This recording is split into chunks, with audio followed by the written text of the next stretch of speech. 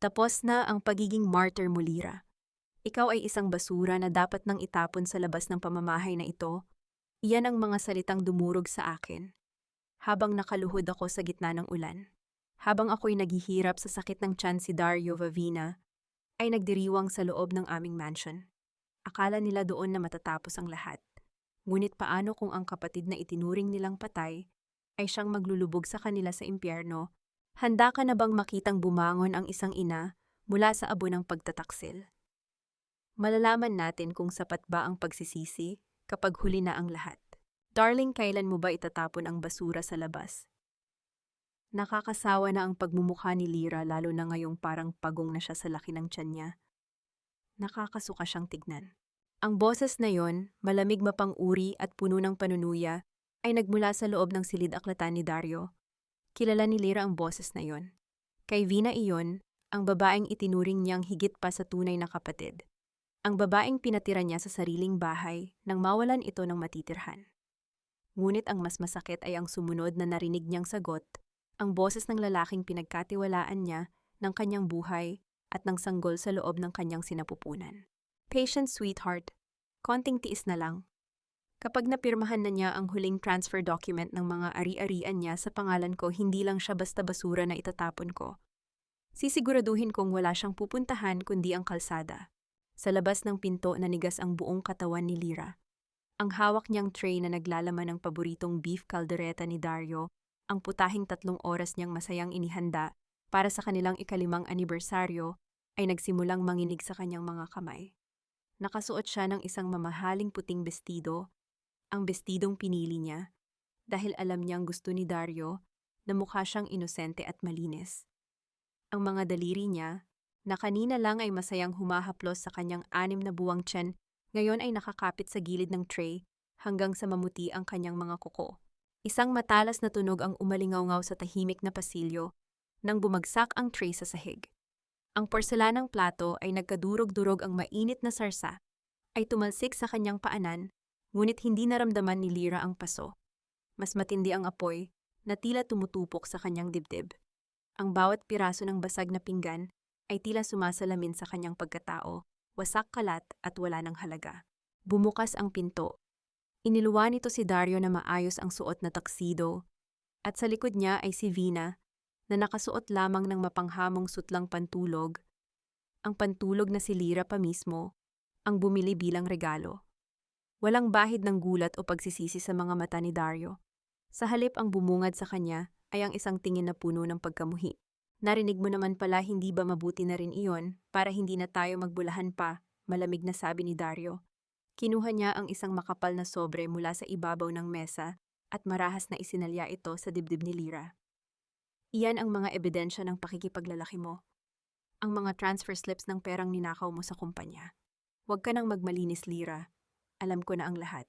Dario, ano itong kalokohang ito? Alam mong hindi ko magagawa iyan. Binasabihin mo sa kanya magkasama tayo buong araw. Ang boses ni Lira ay gumaralgal, ang kanyang lalamunan ay tila sinasakal ng libu-libong tinik. Ngunit tumawa lang ng mahina si Vina, isang tawang tila galing sa ilalim ng lupa. Lumapit ang babae at hinawakan ang braso ni Dario ng may pagmamay-ari. Poor Lira, akala mo ba ay maniniwala siya sa iyo? Ako ang nagbigay sa kanya ng lahat ng dokumentong iyan. At ang anak na iyan sa sinapupunan mo, sigurado ka bang kay Dario iyan? O baka sa kung sinong lalaki na naman na kinalantari mo sa likod namin? Tila tumigil ang pag-ikot ng mundo ni Lira. Ang hangin sa paligid ay naging masyadong manipis para sa kanyang paghinga. Ang kanyang mga binti ay naging parang jelly, unti-unting bumibigay sa bigat ng katotohanan. Napahawak siya sa kanyang tiyan, pilit na pinoprotektahan ang munting buhay sa loob mula sa bagsik ng mga salitang naririnig niya. Hindi siya sumigaw, hindi siya nagmura. Ang tanging naramdaman niya ay ang isang matinding panlalamig na nagmumula sa kanyang puso, kumakalat sa kanyang mga ugat, hanggang sa ang bawat hibla ng kanyang buhok ay tila nagyayelo sa sakit.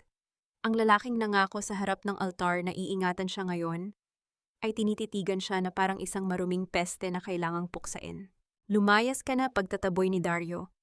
Hinawakan niya ang braso ni Lira at marahas itong kinaladkad patungo sa main door ng mansyon. Dario, maawa, kagabi na at malakas ang ulan. Ang anak natin, Pat? Isipin mo ang anak natin pagmamakaawa ni Lyra habang pilit na kumakapit sa mga muebles, ngunit ang bawat daliri niya ay tila tinatraidor siya. Binuksan ni Dario ang malaking pinto. Ang bugso ng malamig na hangin at ang bagsak ng malakas na ulan sa labas ay tila sumalubong sa kanila. Walang awang itinulak ni Dario ang kanyang asawa palabas. Sumubsob si Lyra sa basang semento ng driveway. Ang kanyang puting bestido ay agad na nadungisan ng putik. Wala akong anak sa isang magnanakaw at taksil na katulad mo. Mula sa araw na ito, patay na ang pangalang Lyra Villanueva sa buhay ko. Ang huling salitang binitiwan ni Dario bago niya malakas na isinara ang pinto. Naiwan si Lyra sa dilim sa gitna ng unos na tila walang katapusan. Ang bawat patak ng ulan ay tila karayom na tumutusok sa kanyang balat, ngunit mas matindi ang hapdi ng sugat sa kanyang kaluluwa. Habang nakaluhod sa putikan yakap-yakap ang kanyang tiyan, isang katanungan ang paulit-ulit na humihiwa. Sa kanyang isipan isang tanong na tila sumasabay sa dagundong ng kulog sa langit. Ito na ba ang katapusan ng lahat ng aking sakripisyo?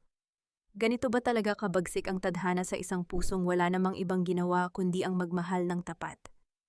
Ang bawat patak ng ulan ay tila humihingi ng tawad sa lupang tinatamaan nito, ngunit ang langit ay walang balak tumigil sa pag-iyak kasabay ng aking pagluha. Nakadapa si Lyra sa malamig na semento ng kalsada, ang kanyang mga kamay ay nakabaon sa putik, habang pilit niyang itinatayo ang kanyang sarili.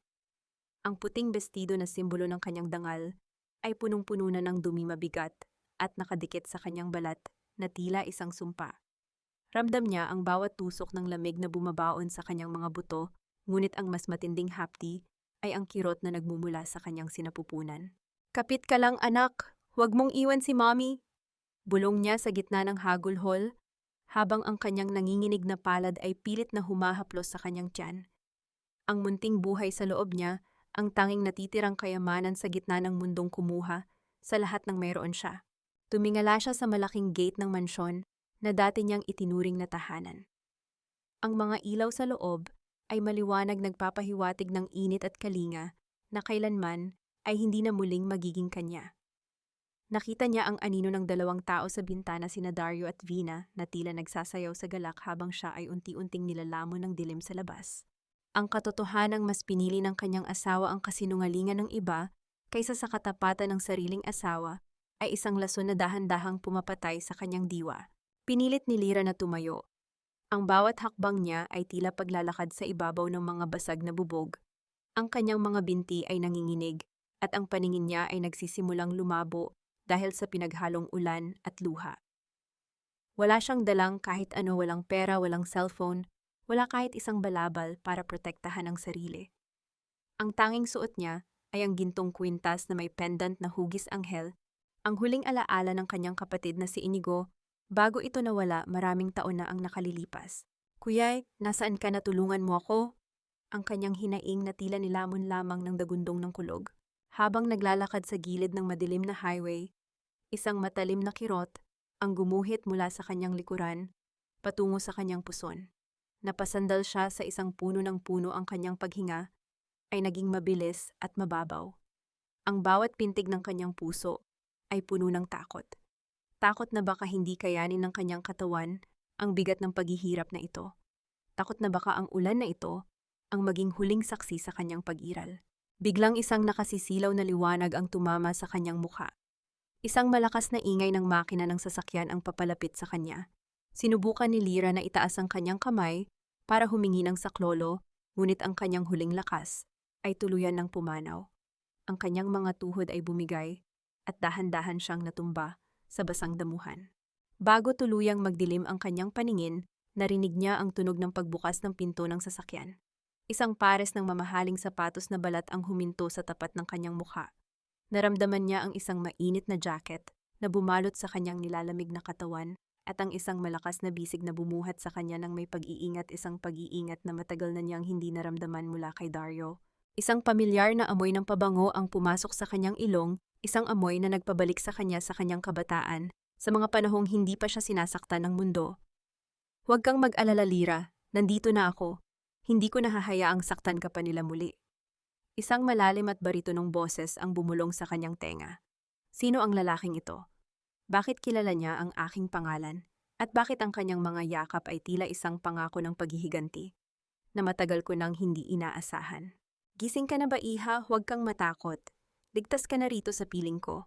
Iyan ang malambot na boses na gumising sa diwa ni Lyra. Ang unang naramdaman niya ay hindi na ang malamig na ulan, kundi ang gaspang ng isang mainit na kumot na nakabalot sa kanyang katawan. Unti-unti niyang idinilat ang kanyang mga mata at bumungad sa kanya ang isang kisameng gawa sa kawayan at nipa. Hindi ito ang malawak at malamig na silid sa mansyon ni Dario. Ito ay isang maliit at payak na dampa na amoy tuyong dahon at sariwang nilagang luya. Biglang napabalikwas si Lyra ngunit agad ding napadaing dahil sa hapdi ng kanyang mga gasgas at ang bigat ng kanyang tiyan. Ang kanyang kamay ay agad na dumapo sa kanyang sinapupunan, tila tinitiyak kung naroon pa rin ang kanyang munting anghel. Ang baby ko? Ang anak ko? Ang nanginginig niyang tanong ang kanyang mga mata ay puno ng takot. Isang matandang babae na may mga pilat ng panahon sa kanyang mukha at mapuputing buhok na maayos na nakapusod ang lumapit sa kanya. Hawak nito ang isang mangkok ng mainit na sabaw. Ang bawat galaw ng matanda ay puno ng dapit hapon ng katahimikan.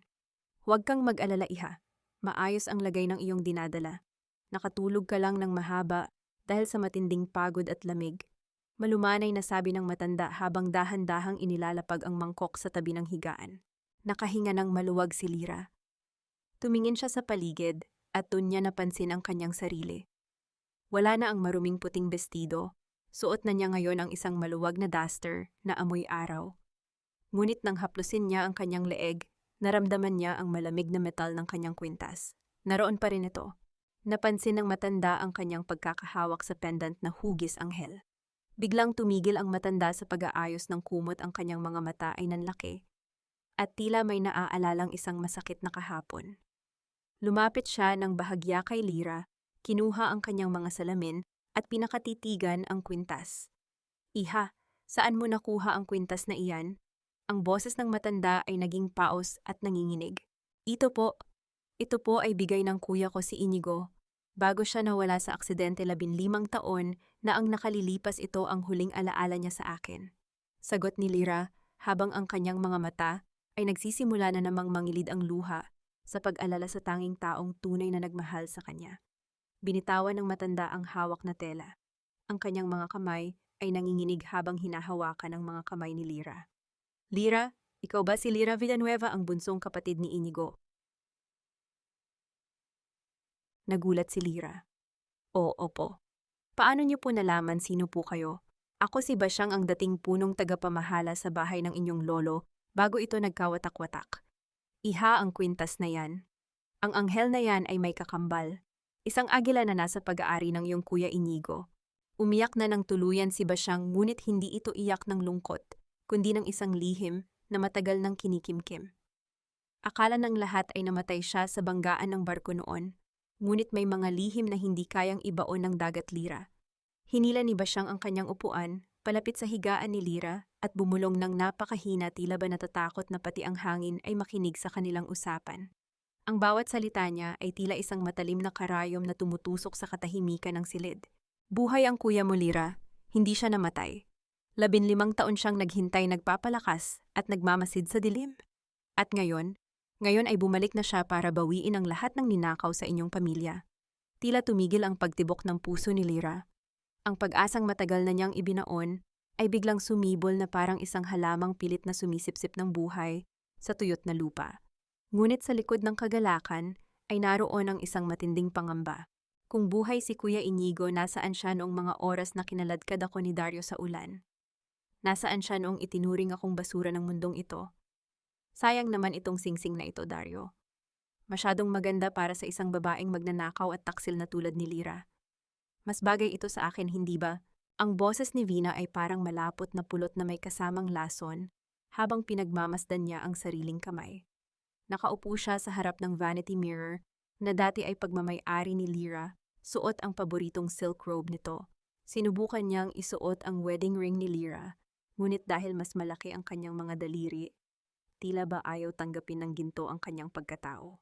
Sa kabilang bahagi ng silid nakatayo si Dario, malapit sa bintana, nakatingin sa labas, kung saan patuloy pa rin ang pagbuhos ng ulan. Hawak niya ang isang baso ng whiskey, ang kanyang mga mata ay walang buhay at tila nakatitig sa kawalan. Ang bawat patak ng ulan sa salamin ay nagpapaalala sa kanya sa mukha ni Lyra bago niya ito itulak palabas. Dario, are you even listening to me? Sabi ko kailangan na nating palitan ang mga gamit dito. Ayaw ko nang makaamoy ng kahit anong bakas ng babaeng iyon sa kwartong ito. Muling wika ni Vina, ang tono ng kanyang boses ay puno na ng pagkairita. Dahan-dahang humarap si Dario, ang kanyang boses ay paos. Kakaalis lang niya, Vina. At buntis siya. Sigurado ka ba talaga sa mga dokumentong ipinakita mo sa akin? Sigurado ka bang hindi tayo nagkamali? Agad na tumayo si Vina at lumapit kay Dario. Ipinulupot niya ang kanyang mga braso sa leeg ng lalaki. Ang kanyang mga mata ay nag-aapoy sa galit, ngunit ang kanyang tinig ay nanatiling malambing at mapanlinlang. Dario, honey, don't be so weak. Nakita mo ang mga pictures. Nakita mo ang bank transfers sa account ng lalaki niya. Niloloko ka niya sa loob ng 5 taon. At ang baby, how can you be sure na sa iyo iyon kung gabi-gabi siyang umaalis habang wala ka? Huminga ng malalim si Dario, ang kanyang konsensya ay tila isang maliit na apoy na pilit na hinihipan ng bawat salita ni Vina hanggang sa mamatay ito. Pero bakit hindi siya lumaban? Bakit umiyak lang siya at nagmakaawa? Dahil guilty siya, iyon ang ginagawa ng mga manipulatibong babae na tulad niya. She's using her pregnancy para kaawaan mo siya. But look at us now, Dario. We are finally free from her lies. At isa pa. Kinuha ni Vina ang kamay ni Dario at inilagay ito sa kanyang sariling tiyan kahit wala pa itong bakas ng paglaki. Hindi mo na kailangan ng anak mula sa isang taksil. Dito sa sinapupunan ko, dadalhin ko ang tunay mong tagapagmana. We are starting a new family, okay? Nasilaw si Dario sa pangakong iyon. Ang kanyang pagnanais na magkaroon ng sariling anak at ang takot na magmukhang tanga sa harap ng ibang tao ang nagtulak sa kanya para paniwalaan ang lahat ng kasinungalingan. You're right, I'm sorry, Vina. Marahil ay nabigla lang ako. I'll call the lawyers tomorrow para pabilisin ang annulment at ang kaso laban sa kanya. Ngumiti ng matagumpay si Vina. Isinandal niya ang kanyang ulo sa balikat ni Dario, ngunit sa likod ng lalaki ang kanyang mga mata ay puno ng katusuhan. Wala siyang balak na magkaroon ng anak sa ngayon. Ang balitang buntis siya ay isa lamang sandata para masiguradong hindi nalilingon pa si Dario kay Lyra. Nang lumabas si Dario sa silid para kumuha ng isa pang inumin, mabilis na binuksan ni Vina ang kanyang designer bag. Kinuha niya ang isang maliit na folder na naglalaman ng orihinal na bank statements ni Lyra, ang mga dokumentong nagpapatunay na ang bawat sentimo ay napunta sa mga charity at hindi sa kung sinong lalaki. Kinuha niya ang isang lighter mula sa drawer at sinilaban ang mga papel sa loob ng ashtray. Pinanood niya ang paglamon ng apoy sa katotohanan. Ang abo ay tila sumasayaw sa hangin bago tuluyang maglaho.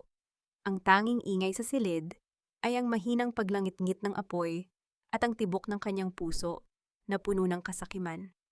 Habang pinagmamasdan ni Vina ang huling bahagi ng papel, na naging abo, isang notification ang tumunog sa kanyang cellphone. Isang unknown number ang nag-text sa kanya. Ang mensahe ay maikli ngunit sapat na para maglaho ang ngiti sa kanyang mga labi. Alam ko kung anong ginawa mo sa ulan, Vina. Hindi lahat ng ebidensya ay nasusunog. Sino ang nagpadala ng mensaheng ito? At gaano karami ang alam ng taong ito tungkol sa kanyang mga plano? Ang sikat ng araw ay unti-unting sumilip mula sa mga siwang ng sawali, nagdadala ng banayad na init sa malamig na silid. 2 araw na ang lumipas mula nang itaboy si Lyra sa gitna ng unos, ngunit ang kanyang katawan ay tila nakabaon pa rin sa yelo ng nakaraan. Naramdaman niya ang matinding paghapdi ng kanyang sikmura, isang malupit na paalala ng ilang araw niyang hindi maayos na pagkain. Ang bawat paghugot niya ng hininga ay may kasamang panlulumo, iniisip kung paano niya bubuhayin ang anak na dinadala kung siya mismo ay walang kakayahang tumayo sa sariling mga paa.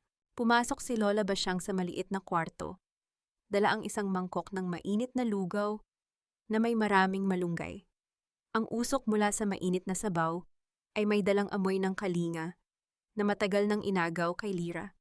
Inalalayan ng matanda si Lyra na makaupo ang mga magaspang ngunit banayad nitong kamay ay tila nagpapasa ng lakas sa nanginginig na katawan ng dalaga. Kainin mo ito, iha. Hindi para sa iyo kundi para sa anghel na nasa iyong sinapupunan. Ang luha ay hindi nakakabusog at ang kalungkutan ay hindi nagpapalakas ng buto, malumanay ngunit maring paalala ng matanda habang inilalagay ang mangkok sa mga palad ni Lyra. Pinilit ni Lyra na higupin ang sabaw. Ang init nito ay dahan-dahang gumapang sa kanyang lalamunan pababa, sa kanyang tiyan. Napapikit siya habang tumutulo ang isang butil ng luha. Naisip niya ang marangyang hapagkainan na naiwan niya ang mga pagkaing walang lasa kung ihahambing sa pagmamahal na inihain ng isang taong halos estranghero na sa kanyang kasalukuyan. Ano ang maibibigay ko sa kanya, Lola Basyang? Wala akong pera, wala akong bahay. Baka nga mas mabuti pang hindi na siya isinilang sa mundong ito kaysa magdusa kasama ko. Ang mga salitang iyon ay lumabas mula sa bibig ni Lyra, nang may matinding pait ang kanyang puso, ay nababalot ng matinding takot at kawalan ng pag-asa. Ngunit bago pa man makasagot ang matanda isang kakaibang pakiramdam, ang nagpatigil sa paghinga ni Lyra. May gumalaw, isang maliit at mabilis na pagpintig sa ilalim ng kanyang puson. Hindi ito sakit, hindi ito pangangalam ng tiyan. Katulad ito ng pagkampay ng mga pakpak ng isang munting paru-paro mula sa loob ng kanyang katawan. Sinundan ito ng isa pang pag-alon, mas malakas mas malinaw isang sipa. Nabitiwan ni Lyra ang kutsara. Dagli niyang ibinaba ang mangkok at inilapat ang parehong nanginginig na kamay sa kanyang umbok na tiyan. Nanlaki ang kanyang mga mata. Habang muli niyang naramdaman ang pag-ikot ng sanggol, ang kanyang anak ay gumagalaw. Ang kanyang anak ay sumisipa. Ang kanyang anak ay buhay na buhay at tila sumasagot sa kanyang mga panimdim. Oh Diyos ko! Lola Basyang? Sumipa siya. Sumipa ang baby ko. Humihikbing wika ni Lyra, ngunit sa pagkakataong ito ang kanyang pag-iyak ay hindi galing sa pighati, kundi sa isang umaapaw na kagalakan. Ang bawat sipa ng sanggol ay tila nagsasabi na nandyan lang ito nakikinig lumalaban kasama niya. Napangiti si Lola Basyang, ang mga mata ay nag-uunahan sa pagluha, habang pinagmamasdan ang pagbabago sa mukha ni Lyra. Sinasabi niya sa iyo na hindi ka nag-iisa, Lyra. Ikaw ang kanyang buong mundo. Kung susuko ka, babagsak ang langit niya. Hinaplos ni Lyra ang kanyang tiyan. Sa isang iglap naglaho ang babaeng mahina at kaawa-awa. Ang pagmamahal ng isang ina ay nag-alab sa kanyang dibdib, sumusunog sa lahat ng takot at pag-aalinlangan. Ipinangako niya sa sarili sa harap ng Diyos at ng kanyang anak na hindi na siya muling luluhod sa harapan ng mga taong umapak sa kanyang pagkatao. Babangon siya kahit gaano kahirap para sa munting buhay na ito. Nang hapong iyon, habang mahimbing na natutulog si Lyra, lumabas si Lola Basyang para maglinis ng bakuran. Sa gilid ng lumang pinto na gawa sa kawayan, may nakita siyang isang makapal at puting sobre na nakasuksok sa siwang. Kinuha niya ito at pinunasan ng alikabok. Wala itong pangalan ng nagpadala at walang selyo, ngunit sa gitna ng sobre malinaw na nakasulat ang pangalan gamit ang itim na tinta para kay Lyra Villanueva. Kaninong mga kamay ang palihim na nag-iwan ng sobreng ito? At anong lihim mula sa nakaraan o pangako ng hinaharap ang nakatago sa loob ng mga papel na ito? Ang bawat titik na nakasulat sa loob ng sobreng ibinigay ni Lola Basyang ay tila mga sundalong nagmamartsa sa isipan ni Lyra. Hindi ito galing sa isang kaaway, kundi sa isang taong nagpapakilala bilang kaibigan ng katotohanan. Sa loob ng sobre ay may mga kopya ng login history ng kanyang mga online bank accounts. Doon, malinaw na nakasaad ang mga petsa at oras kung kailan may pumasok sa kanyang account gamit ang isang hindi kilalang IP address, ngunit ang lokasyon ay tumutugma sa mismong kwarto ni Vina sa loob ng mansyon. Ipinahiram ko sa kanya ang lahat, Lola Basyang. Pati ang mga passwords ko alam niya. Dahil sabi niya ay kailangan niya ng tulong sa mga projects niya. Bulong ni Lyra, ang kanyang boses ay puno ng pait, habang inaalala ang mga sandaling akala niya ay pagtulong ang kanyang ginagawa. Best pahiram ng laptop ha. May kailangan lang akong i-check sa email ko. Ang boses ni Vina ay tila umaalingaw-ngaw sa kanyang pandinig, mapanlinlang at puno ng kamandag. Habang pinagmamasdan ni Lyra ang mga ebidensya, isang marangyang sasakyang itim ang dahan-dahang huminto sa tapat ng maliit na bakod ni Lola Basyang. Hindi ito ang sasakyan ni Dario. Mula rito ay bumaba ang isang lalaking naka-Amerikana, may hawak na leather briefcase at may tindig na kagalang-galang. Magandang hapon, kayo ba si Ginang Lyra Villanueva? Tanong ng lalaki. Ang kanyang boses ay propesyonal, ngunit may bahid ng paggalang. Ako si Attorney Marco Santillan. Ipinadala ako ng isang kliyente na nagnanais na mabigyan kayo ng legal na proteksyon. Sino ang kliyente mo? Agad na tanong ni Lyra. Ang kanyang depensa ay nakataas. Wala na akong pera para kumuha ng abogado. Ngumiti ng bahagya si Attorney Santillan. Huwag kayong mag-alala sa bayad. Ang aking kliyente ay isang taong matagal nang nagmamasid sa inyo. Sabi niya panahon na para ang agila ay muling lumipad at protektahan ang kanyang pugad.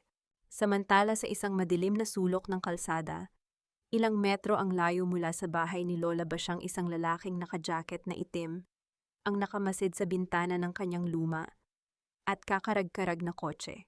Siya si Badong, isang private investigator na binayaran ni Vina para tapusin ang anumang bakas ni Lyra. Nahanap ko na ang target. Mukhang nagtatago lang sa isang dampa sa probinsya, ulat ni Badong sa cellphone habang nakatingin sa dampa ni na Lola Basyang. Madali lang itong tapusin. Walang makakakita sa gitna ng gubat na ito. Siguraduhin mo lang, Badong. Ang boses ni Vina sa kabilang linya ay puno ng bagsik. Ayaw ko nang makarinig ng balita tungkol sa babaeng iyon. Gusto ko mawala siya at ang batang iyan sa mundo. Ibinaba ni Badong ang cellphone at kinuha ang isang matalim na patalim mula sa ilalim ng kanyang upuan. Dahan-dahan siyang bumaba ng kotse. Ang kanyang mga hakbang ay tahimik sa ibabaw ng mga tuyong dahon. Ngunit bago pa man siya makalapit sa bakod, naramdaman niya ang isang malamig na dulo ng bakal na tumama sa kanyang batok. Sa kanyang paligid, biglang lumitaw ang tatlong lalaking nakauniporme ng itim. Ang mga mukha ay tago sa anino ng kanilang mga sombrero. Ang tunog ng pagkasa ng baril ay ang tanging ingay na bumasag sa katahimikan ng gabi. Maling tao ang binabantayan mo, kaibigan. Ang malamig na boses ng isa sa mga lalaki ay nagpadala ng panginginig sa buong katawan ni Badong. Ang babaeng nasa loob ng bahay na iyan ay nasa ilalim ng proteksyon ng isang taong hindi mo gustong makabangga. Sino ang mga lalaking ito? At paano nalaman ng kliyente ni Attorney Santillan ang tungkol sa panganib na nagbabanta sa buhay ni Lyra? Tignan mo nga naman ang tadhana. Ang dating prinsesa ng mga Villanueva ngayon ay tagahugas na lang ng maruruming pinggan. Ang boses na iyon, matinis at puno ng pangungutya, ay bumasag sa katahimikan ng maliit na karinderya sa tabi ng palengke. Hindi na kailangang mag-angat ng tingin ni Lyra para malaman kung sino ang nagmamay-ari niyon. Iyon ang mga boses ng mga taong dati ay humahalik sa kanyang kamay para lamang makasali sa kanyang mga charity ball, ang mga kaibigan na biglang naglaho nang siya ay itaboy ni Dario. Dahan-dahang itinuwid ni Lyra ang kanyang likod na tila mababali na sa sobrang sakit. Ang kanyang mga kamay ay kulubot na sa babad ng sabon at tubig. Ang mga kuko na dati ay maayos na nakamanicure ay ngayon ay may mga sugat na at itim na dumi. Nakasuot siya ng isang lumang apron at ang kanyang malaking tiyan ay sumasagi na sa gilid ng lababo. Para sa 500 piso sa isang araw, tinitiis niya ang lahat, ang init ng kalanang amoy ng panis na pagkain at ang mapanghusgang tingin ng mundo. Bakit, Cynthia, masama bang magtrabaho ng tapat pub? Mahinahon, ngunit may dignidad na sagot ni Lyra. Hindi niya hinayaang manginig ang kanyang boses. Ipinagpatuloy niya ang pag-is-is sa isang malaking talyasi, kahit ramdam niya ang bawat tibok ng sakit sa kanyang namamagang mga paa. Hindi naman masama, darling, pero nakakaawa ka lang tignan. Balita namin ay nagnakaw ka raw kay Dario para itustos sa lalaki mo. At ngayon nasaan na ang lalaking iyon? Bakit hinahayaan kang magpakapagod sa ganitong maruming lugar? Dagdag pa ni Cynthia habang tinatakpan ang kanyang ilong ng isang mamahaling panyo na tila ba ang hangin sa paligid ni Lyra ay may dalang salot. Hindi sumagot si Lyra. Itinuon niya ang lahat ng kanyang lakas sa paglilinis. Sa bawat kuskus, iniisip niya ang kanyang anak. Kailangan niya ng pambayad sa ultrasound. Kailangan niya ng bitamina. Ang bawat sentimong kinikita niya ay dugo at pawis, ngunit ito ang nagbibigay sa kanya ng dahilan para hindi sumuko.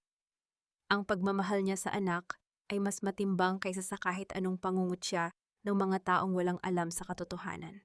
Ngunit ang katahimikan ay muling nabulabog ng isang marangyang sasakyan, ang huminto sa tapat mismo ng karinderya. Bumukas ang pinto at lumabas ang isang matandang babae na nakasuot ng itim na terno. Ang mga alahas nito sa leeg at tenga ay nagniningning sa ilalim ng sikat ng araw. Si Doña Aurora ang ina ni Dario. Ang babaeng kailanman ay hindi tumanggap kay Lyra dahil sa tingin nito ay hindi siya sapat para sa kanyang perpektong anak. Mawalang galang na sa inyong lahat, ngunit may dumi akong nakikita sa lugar na ito na kailangang walisin. Ang boses ni Doña Aurora ay parang latigo na humiwa sa hangin. Naglakad siya palapit kay Lyra. Ang bawat hakbang ng kanyang takong ay tila tunog ng hatol ng kamatayan. Tumigil ang lahat sa pagkain. Ang ingay ng palengke ay tila naglaho. Nanigas si Lyra sa kanyang kinatatayuan, ang kanyang basang kamay ay nakakapit sa gilid ng lababo. Doña Aurora? Bulong ni Lyra ang kanyang puso, ay nagsimulang tumibok ng mabilis dahil sa takot at kaba. Huwag mong banggitin ang pangalan ko, ikaw na babaeng walang utang na loob, sigaw ng matanda. Sa isang iglap kinuha ni Doña Aurora ang baso ng tubig sa kalapit na mesa, at walang awang isinaboy ito sa mukha ni Lyra. Akala mo ba ay makakatakas ka sa ginawa mo? Matapos mong nakawan ang kumpanya ng anak ko, heto ka at nagpapakitang tao bilang isang biktima? Hindi nakakilos si Lyra. Ang tubig ay dahan-dahang pumatak mula sa kanyang buhok patungo sa kanyang dibdib. Ngunit hindi pa doon natapos ang lahat. Lumapit palalo si Doña Aurora, ang mukha ay puno ng matinding pagkamuhi. Hindi ka lang taksil, Lyra. Isa kang malaking sumpa sa pamilya namin. At ang batang iyan, itinuro niya ang tiyan ni Lyra nang may pandidiris. Sana ay hindi na lang isilang ang isang batang ang dugo ay nanggaling sa isang magnanakaw. Bago pa man makapagsalita si Lyra, isang matinding insulto ang ginawa ng matanda. Dinuraan ni Doña Aurora ang paanan ni Lyra. Ang tunog ng kanyang pag-alipusta ay umalingaw-ngaw sa pandinig ng lahat ng saksi. Magnanakaw, iyan ang nararapat sa iyo. Naiwan si Lyra na nakatayo basang-basa at hiyang-hiya sa harap ng maraming tao. Ang bawat bulong ng mga usisero sa paligid ay tila mga palasong bumabaon sa kanyang puso. Ang kanyang mga balikat ay nagsimulang manginig hindi dahil sa lamig, kundi dahil sa bigat ng kawalang katarungan. Sa gitna ng kanyang pagkapahiya, napatingin si Lyra sa kabilang kalye. Doon sa loob ng isang itim na van na may tinted na bintana, nakita niya ang isang anino. Isang anino ng isang lalaking nakamasid ang mga mata ay nag-aapoy sa galit na tila handang sumabog sa anumang sandali. Sino ang lalaking nasa loob ng van na tila hindi makatiis na makitang dinudusta si Lyra? At hanggang kailan kakayanin ni Lyra ang ganitong uri ng pagmamaliit bago siya tuluyang bumigay? Huwag kang iiyak, Lyra. Ang luha mo ay ginto, huwag mong hayaang madungisan nito ang lupa kung saan ka tinapak-tapakan ng mga taong walang puso. Ang mga salitang iyon ni Aling Rosa, ang may-ari ng karinderya, ay tila isang mainit na haplos sa gitna ng malamig na tubig na bumabalot sa buong pagkatao ni Lyra. Pagkatapos ng ginawang pagpapahiya ni Doña Aurora, nanatiling nakatayo si Lyra habang ang bawat patak mula sa kanyang buhok ay bumabagsak sa semento, lumilikha ng maliliit na bilog sa putikan. Hindi siya kumibo. Hindi niya pinunasan ng dusa sa kanyang mukha. Hinayaan niyang makita ng lahat ang bakas ng kawalang hiyaan ng mga makapangyarihan. Nang makauwi siya sa dampa ni Lola Basyang, ang katahimikan ng gabi ay tila bumibigat. Ang kanyang mga paa ay namamanhid na sa pagod, at ang kanyang likod ay tila may mga kutsilyong nakasaksak sa bawat galaw. Inalalayan siya ng matanda na maupo sa isang lumang silya na gawa sa kahoy. Iha, may mga bagay na hindi namamatay kahit gaano pa katagal ibaon sa limot. Panimula ni Lola Basyang habang may kinukuha sa ilalim ng kanyang higaan. Isang lumang kahon na gawa sa lata, kinakalawang na, ang mga gilid ang inilapag niya sa harap ni Lyra. Ito ay pagmamay-ari ng iyong ama. Isinalba ko ito bago pa man tuluyang makuha ng mga Salcedo ang lahat mula sa inyo. Napakunot ang noo ni Lyra. Ang mga Salcedo, pero si Vina lang ang kilala kong Salcedo, Lola, at kinuha ko siya dahil wala na siyang pamilya. Dahan-dahang binuksan ni Lola Basyang ang kahon. Sa loob nito ay may mga lumang litrato, isang medalyon, at isang maliit na itim na USB na tila bago pa sa paningin ni Lyra. Hindi mo ba naisip, Lyra? Bakit sa dinami-dami ng tao si Vina ang lumapit sa iyo? Ang tatay ni Vina ay ang dating tauhan ng iyong ama na nasisante dahil sa pagnanakaw. Hindi coincidence ang pagkakaroon niya sa buhay mo. Isang planadong paniningil ang ginagawa niya sa pamilya Villanueva. Nanginig ang mga daliri ni Lyra nang kunin niya ang USB. Gamit ang lumang laptop na ipinahiram ni Attorney Santillan, binuksan niya ang mga files. Ang kanyang mga mata ay nanlaki sa bawat dokumentong lumalabas sa screen. Doon nakita niya ang mga liham ng pagbabanta sa kanyang ama noong nabubuhay pa ito, mga liham na pirmado ng ama ni Vina. Ngunit ang mas nakakapanghina ay ang isang audio recording. Ang tunog ng pag-play ng recording ay bumasag sa katahimikan ng gabi. Isang pamilyar na boses ang narinig ni Lyra, ang boses ni Vina, ngunit mas bata at puno ng puot. Gagawin ko ang lahat para makuha ang tiwala ni Lyra. Pagkatapos isa-isa kong kukunin ang bawat ari-arian nila hanggang sa wala nang matira. Gusto kong makita ang mga Villanueva na namamalimos sa kalsada gaya ng ginawa nila sa pamilya ko. Napahawak si Lyra sa kanyang dibdib. Ang hangin ay tila ayaw nang pumasok sa kanyang mga baga. Ang bawat tulong, bawat yakap at bawat sikreto na ibinahagi niya kay Vina ay ginamit pala nito para unti-unti siyang ilibing ng buhay. Hindi lang ito tungkol kay Dario. Ito ay isang digmaan ng nakaraan na dinala ni Vina sa kasalukuyan ni Lyra. Lahat ng ito, lahat ng pagdurusa ko, ay bahagi lang ng laro niya. Bulong ni Lyra, ang kanyang boses ay tila galing sa ilalim ng lupa. Naramdaman niya ang isang matinding pag-alon sa kanyang tiyan, ang sipa ng kanyang anak. Tila sinasabi nito na hindi pa tapos ang laban.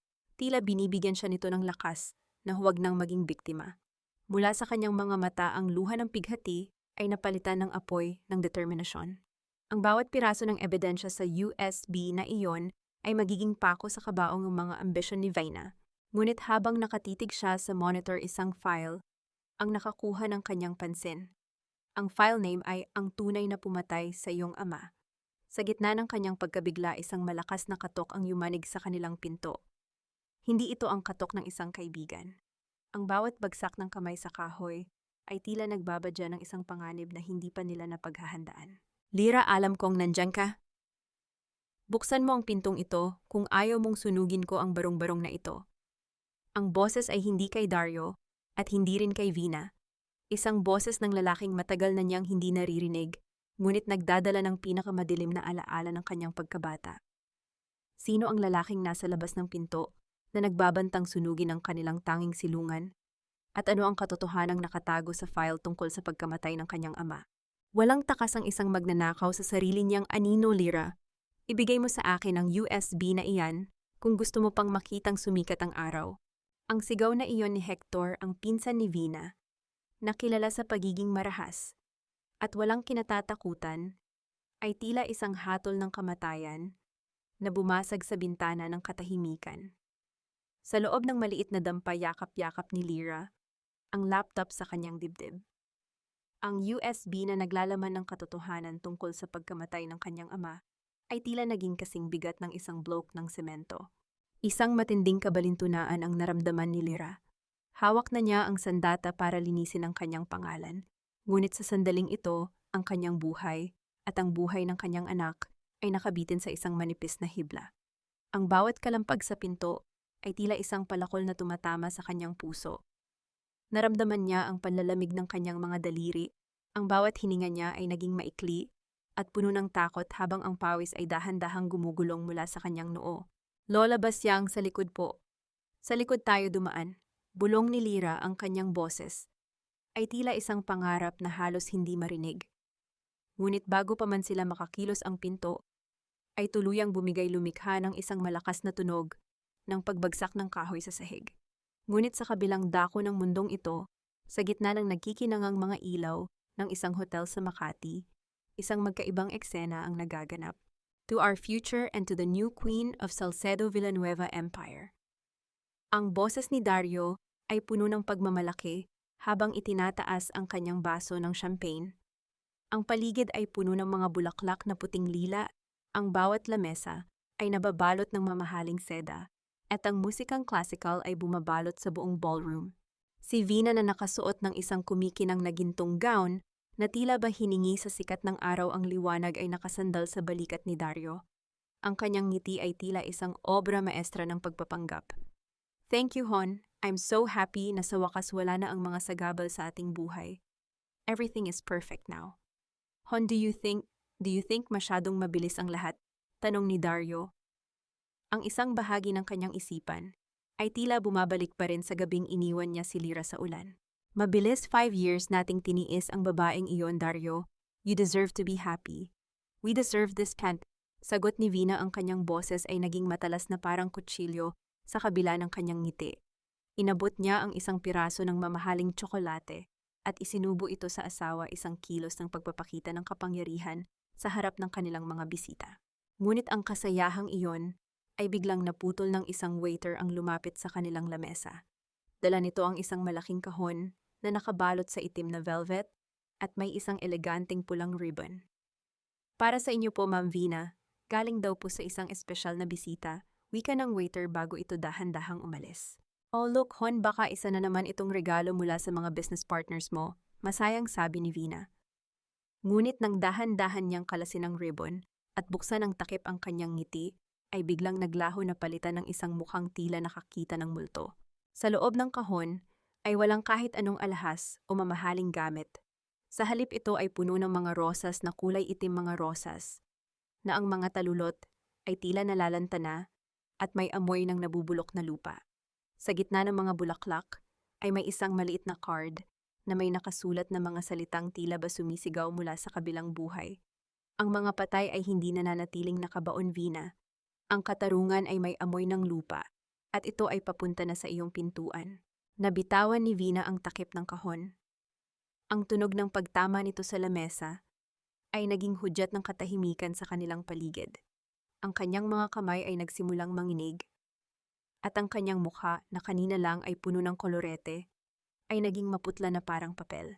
Sino ang maglalakas loob na magpadala ng ganitong uri ng pananakot sa gitna ng kanyang pinakamasayang gabi? At paano nalaman ng taong ito ang tungkol sa mga lihim na pilit niyang ibinabaon sa limot? Habang ang lahat ay nakatingin sa kanya, isang katanungan ang umaling-awngaw sa isipan ni Vina. Buhay pa ba si Lyra? O ito na ang paniningil ng kabilang mundo? Ibigay mo sa akin ang USB na iyan, Lyra. Huwag mong hintayin na pati ang batang iyan ay madamay sa katigasan ng ulo mo. Ang bawat bayog sa pinto ay tila isang malakas na pintig sa lalamunan ni Lyra. Ang kahoy na pinto ng dampa ni Lola Basyang ay humuhuni na sa bawat pagtama ng bigat ng katawan ni Hector. Sa loob, ang tanging nagbibigay ng liwanag ay ang malamlam na apoy ng isang maliit na gasera na lumilikha ng mahahaba at nakatatakot na anino sa dingding. Niyakap ni Lyra ang kanyang sarili, pilit na itinatago ang laptop sa ilalim ng kanyang lumang kumot. Ang kanyang mga mata ay nanunuyo na sa takot, ngunit ang kanyang puso ay nag-aalab sa determinasyon.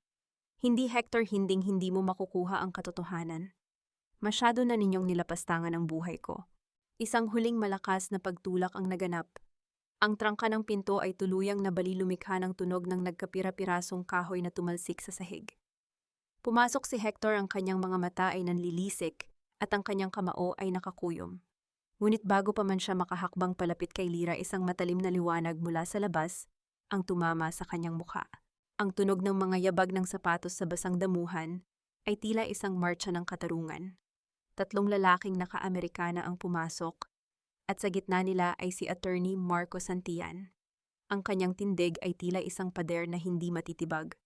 Maling desisyon ang pumasok sa pamamahay na ito, Ginang Hector. Malamig na wika ni Attorney Santillan. Ang bawat galaw mo ay naka-record at ang bawat banta mo ay sapat na para mabulok ka sa kulungan. Napasigaw sa galit si Hector, ngunit agad siyang napalibutan ng mga tauhan ni Attorney Santillan. Sa gitna ng kaguluhan, inalalayan ni Lola Basyang si Lyra na makatayo. Ang panginginig ng kanyang mga kamay ay unti-unting humupa nang maramdaman niya ang hawak ng abogado sa kanyang balikat. Ligtas na po kayo, Ginang Lyra, bulong ni Attorney Santillan. Dadalhin namin kayo sa isang lugar kung saan hindi kayo maaabot ng kamandag ng mga Salcedo. May naghihintay sa inyo doon. Makalipas ang ilang oras, natagpuan ni Lyra ang kanyang sarili sa loob ng isang tahimik at malinis na silid sa isang ligtas na bahay sa labas ng lungsod. Ang bintana ay nakaharap sa isang hardin ng mga puting rosas. Sa ibabaw ng malambot na kama, may nakalatag na isang malaking kahon na nakabalot sa pilak na papel. Dahan-dahan itong binuksan ni Lyra. Ang kanyang hininga ay tila tumigil nang makita ang nilalaman. Ito ay isang napakagandang puting bestido gawa sa pinakapino at mamahaling seda na tila ba hinabi mula sa mga ulap. Sa ibabaw nito ay may isang maliit na sobre na may familiar na tatak ng isang agila. Isuot mo ito sa araw ng iyong pagbangon, kapatid ko. Ipakita mo sa kanila na ang puti ay hindi lamang kulay ng kahinaan, kundi kulay ng isang bagong simula na hindi kayang dungisan ng kanilang mga kasinungalingan. Bukas na ang araw ng paghuhukom. Isang tulog na lang at muling lilipad ang agila sa iyong panig. Niyakap ni Lyra ang bestido, ang bango nito ay nagpapaalala sa kanya sa amoy ng kanyang ina nung siya ay bata pa. Ang takot na bumabalot sa kanya sa loob ng maraming buwan ay napalitan ng isang malamig at matalim na paninindigan. Samantala sa kabilang bahagi ng lungsod, hindi makatulog si Vina. Ang bawat kaluskos ng hangin sa bintana ay tila bulong ng isang multo. Nakatingin siya sa salamin, ngunit ang nakikita niya ay hindi ang kanyang magandang mukha, kundi ang mga itim na rosas na ipinadala sa kanya. "Sino ka, magpakita ka?" Sigaw ni Vina sa kawalan ng kanyang boses ay puno ng paranoia. "Hindi mo ako matatalo, akin ang lahat. Akin ang kapangyarihan." Hindi niya alam sa labas ng kanyang silid ang oras ay dahan-dahang tumatakbo patungo sa kanyang pagbagsak. Ang bawat segundo ay tila isang hakbang ni Lyra patungo sa pintuan ng hukuman. Handa na ba si Lyra na harapin ang mga taong kumuha ng lahat sa kanya? At ano ang gagawin ni Dario kapag nakita niya ang asawang itinapon niya sa ulan na ngayon ay nagniningning sa gitna ng katotohanan? Hindi ka pa ba kontento sa pagnanakaw mo, Lyra? Ngayon pati ang kahihiyan ng pamilyang ito ay gusto mong ibilad sa publiko. Ang kapal din naman ng mukha mo. Ang boses ni Vina ay umalingaw-ngaw sa loob ng malamig at sementadong pasilyo ng Manila Regional Trial Court. Suot ni Vina ang isang matingkad na pulang suit na tila ba ipinagsisigawan sa buong mundo ang kanyang tagumpay. Sa tabi niya ay nakatayo si Dario na ang mukha ay tila isang pader ng yelo, walang emosyon, walang awa at tumatangging tumingin sa mga mata ng kanyang asawa. Si Lyra sa kabilang banda ay nakatayo ng tuwid sa kanyang puting bestido. Ang tela nito ay tila humahaplos sa kanyang balat, nagbibigay sa kanya ng isang uri ng lakas na hindi niya maipaliwanag. Bagaman maputla ang kanyang mukha at ramdam niya ang bawat mabigat na tibok ng kanyang puso, sa loob ng kanyang dibdib hindi siya yumuko. Ang kanyang kamay ay nananatiling nakapatong sa kanyang tiyan, ang tanging proteksyon na kaya niyang ibigay sa kanyang anak. "Nandito ako para sa katotohanan, Vina. At ang katotohanan ay hindi kayang dilaan ng kahit anong apoy ng kasinungalingan." Mahinahon ngunit matalim na sagot ni Lyra. Ang bawat salita niya ay tila isang maliit na batong ipinukol sa isang tahimik na lawa. Sa loob ng silid hukuman, ang atmosfera ay tila sumasakal. Ang amoy ng mga lumang papel at ang malamig na bugso ng aircon ay nagpabigat sa bawat hininga ni Lyra. Nagsimula ang paglilitis. Iniharap ng abogado ni Dario ang mga peking bank statements, ang mga larawang dinitso ni Vina, at ang mga testimonya ng mga taong binayaran nila para magsinungaling. "Ginoong hukom, malinaw na ang aking kliyente ay biktima ng isang planadong pagnanakaw at kataksilan mula sa kanyang sariling asawa."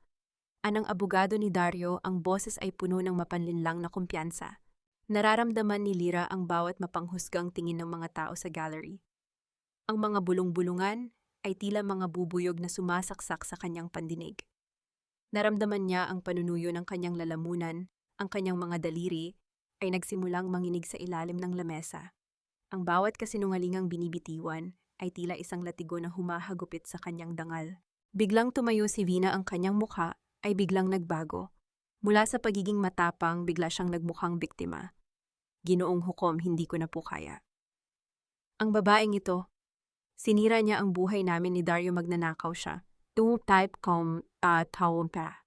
Sa isang hindi inaasahang pagkakataon, habang papunta si Lyra sa witness stand, hinarang siya ni Vina. Sa gitna ng kaguluhan, marahas na itinulak ni Vina si Lyra. Ang malakas na tunog ng pagtama ng katawan ni Lyra sa sahig ay bumasag sa katahimikan ng korte. Isang matalim na sakit ang gumuhit mula sa kanyang likuran patungo sa kanyang sinapupunan. "Aray, ang baby ko, ang anak ko." Ang mahinang daing ni Lyra, ang kanyang mga mata ay nanlalabo sa sobrang sakit. Ang kanyang kamay ay pilit na kumakapit sa malamig na sahig, habang ang puting bestido niya ay nagsisimulang madungisan ng alikabok ng silid hukuman. "Hustisya, iyan ang nararapat sa iyo." Sigaw ni Vina, ang kanyang mukha ay puno ng isang uri ng baliw na kagalakan habang nakatingin sa naghihirap na si Lyra.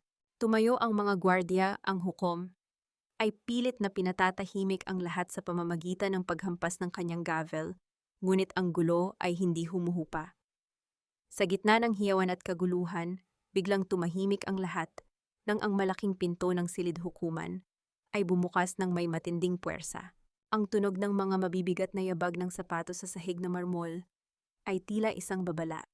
Isang lalaki ang pumasok ang kanyang anino, ay mahaba at nakatatakot sa ilalim ng mga ilaw ng korte.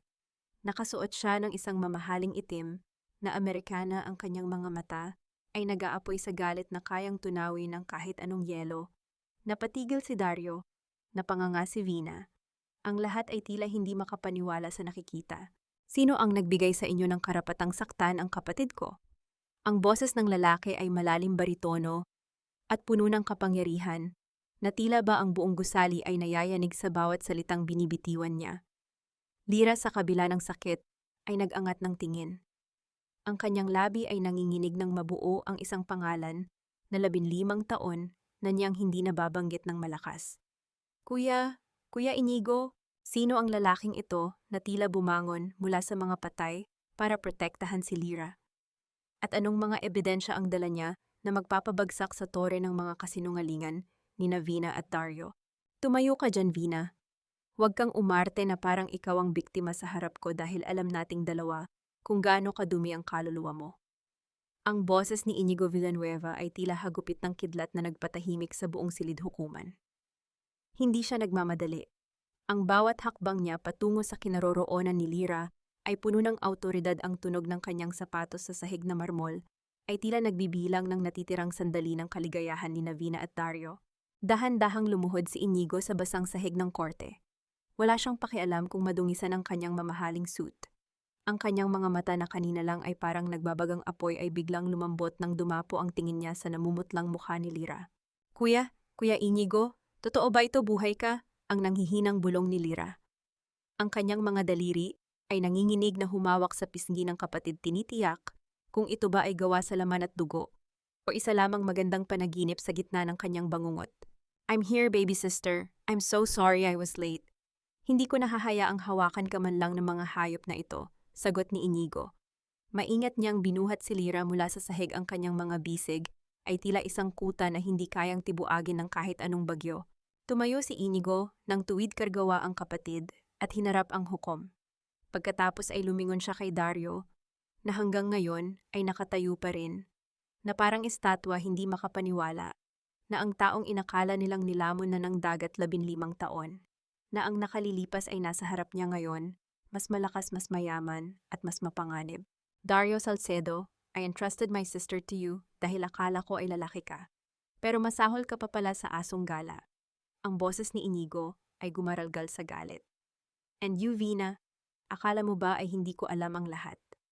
Akala mo ba ay matatapos ang lahat sa pagsusunog ng mga dokumento? Sino ka ba? Anong kailangan mo dito? Guards, paalisin ang taong ito. Ginugulo niya ang hearing. Sigaw ni Vina. Ang kanyang boses ay pumitlag sa takot. Ang kanyang mukha ay nanginginig na sa ilalim ng makapal na make-up. Ngunit walang gwardyang gumalaw. Sa halip, pumasok ang 3 pang lalaking naka-uniforme, mga personal na tauhan ni Inigo, at hinarangan ang lahat ng labasan. Inilapag ni Inigo si Lira sa isang upuan at hinarap ang abogado ni Dario. Ginong hukom ako, si Inigo Villanueva, ang chairman ng Villanueva Shipping Lines at ang nag-iisang tagapagmana ng ari-arian na pilit na kinakamkam ng mga taong ito. Nandito ako para magsumite ng mga orihinal na ebidensya, wika ni Inigo, habang inilalapag ang isang tablet sa lamesa ng hukom. Ang bawat mata sa loob ng korte ay nakatitig sa malaking screen. Doon lumitaw ang isang video. Hindi ito malabo. Malinaw na makikita si Vina sa loob ng opisina ni Dario, tawa ng tawa habang ginagamit ang pirma ni Lira sa mga peking transfer documents. Naririnig din ang kanyang boses. Sa wakas, Dario, mapapasa atin na ang lahat. At kapag nakuha na natin ang pera, itatapon na natin ang basurang si Lira. Napasinghap ang lahat ng tao sa gallery. Si Dario ay tila nabuhusan ng malamig na tubig. Ang kanyang paningin ay nagpalipat-lipat kay Vina at sa screen. Vina, ano ito? Sabi mo ninakawan niya tayo. No, Dario, fake yan. Inimbento lang yan ng taong yan, sigaw ni Vina habang pilit niyang itinatago ang panginginig ng kanyang mga kamay. Lumapit siya kay Dario, sinusubukang hawakan ang braso nito, ngunit sa unang pagkakataon, marahas siyang itinulak ng lalaki. Lumingon si Inigo kay Vina. Ang kanyang nangiti ay tila isang hatol ng kamatayan. May mas maganda pa akong ipakita, Vina. Gusto mo bang makita ang resulta ng DNA test ng batang sinasabi mong anak ni Dario o baka gusto mong ipakita ko ang video kung saan ka nagbabayad sa isang private investigator para itumba ang kapatid ko? Nanlumo si Vina. Ang kanyang mga tuhod ay bumigay at dahan-dahan siyang napaupo sa sahig. Ang kanyang pulang suit ay tila naging kulay ng kahihiyan. Ang kanyang mga mata ay naging dilat sa sobrang takot. Habang ang pawis ay dahan-dahang gumugulong mula sa kanyang noo, binubura ang kanyang maskara ng kasinungalingan. Lira sa kabila ng panghihina, ay naramdaman ng isang kakaibang ginhawa. Ngunit kasabay nito isang tanong ang umalingaw-ngaw sa kanyang isipan habang nakatingin sa kapatid na parang hindi niya nakilala. Ano pa ang mga lihim na dala ni Kuya Inigo? At paano niya babaguhin ang buhay ko ngayong alam ko nang ang lahat ng minahal ko ay isang malaking panlilinlang? Hindi iyan totoo. Hindi iyan maaari. Vina, sabihin mo sa akin na nagsisinungaling ang taong ito. Ang boses ni Dario ay nanginginig tila isang paspas na hanging humahampas sa mga tuyong dahon. Ang kanyang mga kamay ay dahan-dahang napahawak sa kanyang ulo. Ang bawat daliri ay ibinabaon niya sa kanyang buhok, habang ang kanyang paningin ay nakapako sa malaking screen ng korte. Doon ang babaeng pinagkatiwalaan niya, ang babaeng pinagpalit niya sa kanyang asawa, ay nakikitang tumatawa habang binibilang ang perang ninakaw mula sa kumpanya ni Lira. Isang matalim na katahimikan ang bumalot sa silid hukuman, isang katahimikang tila sumasakal sa lalamunan ni Dario. Lumingon siya kay Vina na ngayon ay nakaluhod na sa sahig, ang mukha ay basang-basa ng luha na hindi na alam kung para sa pagsisisi o para sa takot na mahuli. Dario, hon, makinig ka. Gawa-gawa lang ang lahat ng iyan. Mahal kita. Ang pautal-utal na sagot ni Vina, ngunit ang kanyang boses ay wala ng kapangyarihan. Ito ay tila isang sirang plaka na pilit na inuulit ang isang awiting wala na sa tono. Lumapit si Inigo nang may dahan-dahang mga hakbang. Ang tunog ng kanyang sapatos ay tila bawat pako na ibinabaon sa kabaong ng dangal ni Dario. Kumuha siya ng isa pang folder mula sa kanyang abogado at inihagis ito sa harap ni Dario.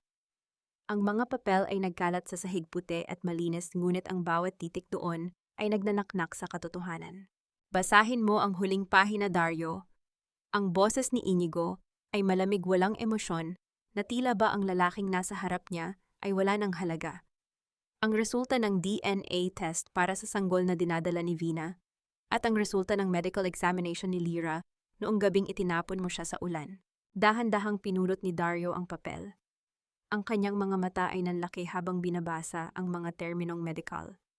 Ang sanggol sa sinapupunan ni Vina ay hindi kanya, ito ay sa ibang lalaki, isang tauhan sa kumpanya na matagal ng karelasyon ni Vina sa likod niya. At ang mas masakit, ang dokumento tungkol kay Lira ay nagpapatunay na ang batang dinadala nito ay tunay na kanya. At ang muntik ng mamatay na sanggol ay bunga ng kanyang sariling kalupitan. Tila gumuho ang langit sa ibabaw ni Dario. Ang kanyang mga tuhod ay tuluyang bumigay at napaupo siya sa tabi ni Vina, ngunit hindi para aluin ito. Ang kanyang mga mata ay unti-unting napalingon kay Lira, na ngayon ay nakatayo na sa tabi ni Inigo, balot ng proteksyon at dignidad. Naalala ni Dario ang bawat sandali, ang gabing itinulak niya si Lira sa gitna ng unos, ang bawat salitang mapang-api na binitiwan niya, at ang paraan kung paano niya hinayaang madungisan ang babaeng. Wala namang ibang ginawa kundi mahalin siya. Ang kanyang puso ay tila pinipiga ng isang dambuhalang kamay. Ang sakit ay umaabot hanggang sa kanyang kaluluwa. Lira, patawarin mo ako. Lira, hindi ko alam. Ang boses ni Dario ay halos isang bulong na lamang, puno ng pagsisisi na huli na ang lahat. Sinubukan niyang gumapang palapit sa kanyang asawa. Ang kanyang kamay ay pilit na inaabot ang laylayan ng puting bestido ni Lira. Ngunit bago pa man niya mahawakan ng tela, humarang ang katawan ni Inigo. Ang sulyap ng kapatid ni Lira ay tila isang pader na bakal. Huwag mong dungisan ang kapatid ko ng iyong mga kamay, Dario. Tapos na ang panahon na ikaw ang nagpapasya sa buhay niya. Simula ngayon, ikaw ay wala na sa aming paningin. Tumingin si Lira kay Dario. Walang galit sa kanyang mga mata, kundi isang malalim at nakatutulig na kawalan. Ang lalaking dati ay sentro ng kanyang mundo ay naging isang estranghero na lamang sa kanyang paningin. Naramdaman niya ang sipa ng kanyang anak sa loob ng kanyang tiyan, isang paalala na mayroon pang bukas na naghihintay sa kanya malayo sa lason ng nakaraan. Ang mga sugat ay maaaring maghilom, Dario. Mahinahong wika ni Lira, Ang kanyang boses ay matatag sa kabila ng lahat. Ngunit ang tiwala na dinurog mo ay hindi na kailanman mabubuo muli. Ipinagpalit mo ang isang brilyante sa isang pirasong basag na salamin. At ngayon kailangan mong harapin ang dilim na ikaw mismo ang gumawa. Dahan-dahang tumalikod si Lyra, kasama ang kanyang kapatid, habang ang mga gwardya ay pumasok na para arestuhin si Vina. Ang tunog ng pag-iyak ni Vina at ang pagmamakaawa ni Dario ay tila naging isang malabong ingay na lamang sa likuran. Habang naglalakad palabas ng hukuman isang katanungan ang pumasok sa isipan ni Lyra, habang pinagmamasdan ang liwanag ng araw na tumatama sa kanyang mukha. Ngayong nakuha ko na ang katarungan, sapat na ba ang patawad para tuluyang mabura ang marka ng ulan sa aking puso? O ito pa lamang ang simula ng isang mas mahabang paglalakbay patungo sa aking sariling kapayapaan? Ang batas ay walang tenga para sa iyong mga maling katwiran, Vina Salcedo. Ngunit ang katarungan ay may mga mata para makita ang bawat dumi sa iyong nakaraan. Ang boses ng hukom ay tila isang malakas na hatol na yumanig sa buong silid. Sa sandaling iyon, ang katahimikan sa loob ng korte ay naging kasing bigat ng bakal. Ang bawat tao sa gallery ay nakatitig sa babaeng nakasuot ng pula na ngayon ay tila isang sugatang hayop na wala ng matatakbuhan. Sa ilalim ng mga ebidensyang iniharap, hinahatulan ka ng hukumang ito ng pagkakasala sa mga kasong falsification of public documents, estafa, at attempted murder kay Lyra Villanueva. Pagpapatuloy ng hukom, ang tunog ng paghampas ng kanyang gavel sa lamesa ay tila huling pakos sa kabaong ng mga ambisyon ni Vina. Hindi maaari ito. Dinaya niyo ako. Inimbento niyo lang ang lahat ng iyan. Ang sigaw ni Vina ay bumasag sa katahimikan. Nagwala siya, ang kanyang buhok ay naging gulo-gulo at ang kanyang mukha ay naging kasing pula ng kanyang suit dahil sa galit at takot. Sinubukan niyang sumugod sa lamesa ng hukom, ngunit agad siyang nahawakan ng dalawang malalaking pulis. Naramdaman ni Vina ang lamig ng bakal na kumapit sa kanyang mga pulso. Ang tunog ng pagkandado ng posas ay ang pinakamasakit na musikang narinig niya sa buong buhay niya. Dario, tulungan mo ako. Dario, gawin mo ang lahat. Huwag mo akong hayaang mabulok dito. Ang hiyaw niya habang kinakaladkad siya palabas ng silid. Ngunit si Dario ay hindi lumingon. Nakatitig lamang siya sa kanyang mga kamay na nanginginig. Ang bawat salitang binitiwan ni Inigo kanina ay tila mga anay na kumakain sa kanyang pagkatao.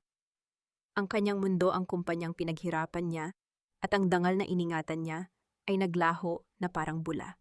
Lumapit muli si Inigo kay Dario, ang kanyang mukha ay walang kahit anong bakas ng awa. Inilabas niya ang isang huling dokumento mula sa kanyang bulsa. Huwag mong isipin na ang pagkakakulong ni Vina ang katapusan, Dario.